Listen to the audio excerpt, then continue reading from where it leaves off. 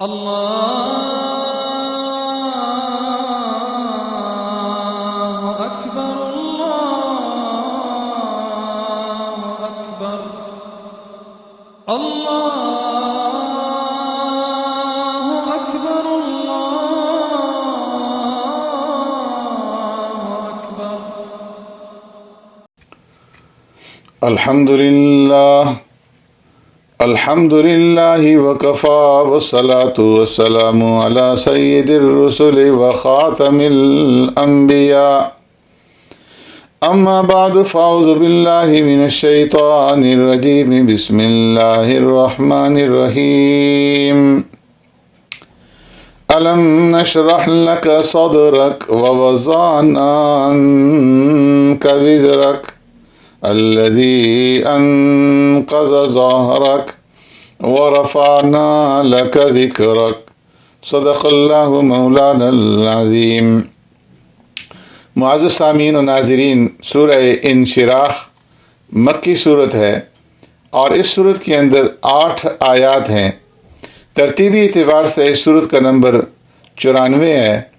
اور نزولی اعتبار سے اس صورت کا نمبر 12 ہے. انشراح کا معنی کھولنا ہے اور اس صورت کی ابتدا میں الم نشرح لک صدرک کے الفاظ ہیں کہ کیا ہم نے تمہارے لیے تمہارا سینہ نہیں کھول دیا، اور اسی سے پھر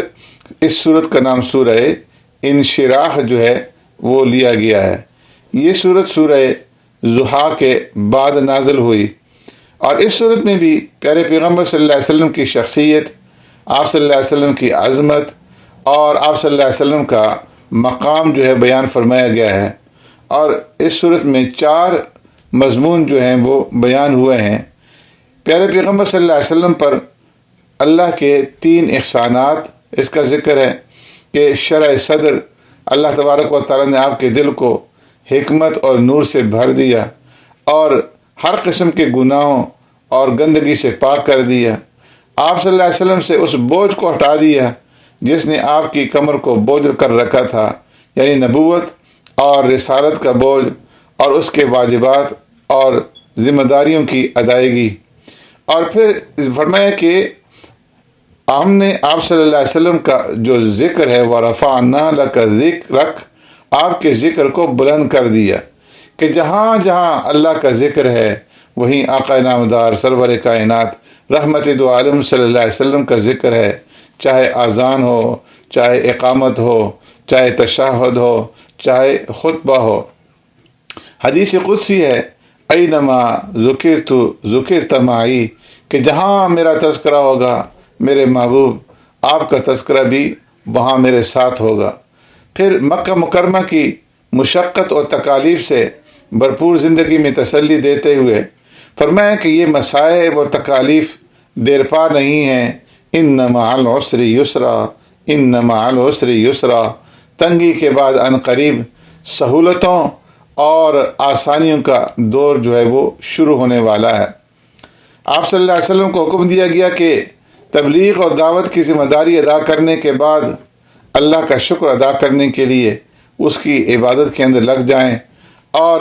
اس عبادت کے اندر اپنے آپ کو تھکا دیں. اور فرمایا کہ سب کچھ کرنے کے بعد اللہ کی ذات کے اوپر توکل اور بھروسہ کریں اور تمام معاملات میں اسی کی طرف جو ہے وہ رغبت کریں. اس صورت سے معلوم ہوا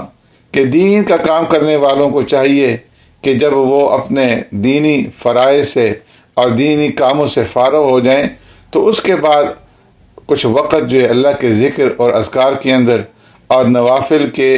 ادائیگی کے اندر گزاریں اور اس کا اہتمام کریں تاکہ اللہ تبارک و تعالیٰ سے تعلق مضبوط ہو، جس طرح کہ اللہ تبارک و تعالیٰ نے اپنے پیارے حبیب صلی اللہ علیہ وسلم کو اس صورت کے اندر حکم دیا. سبحانک اللہم و بحمدک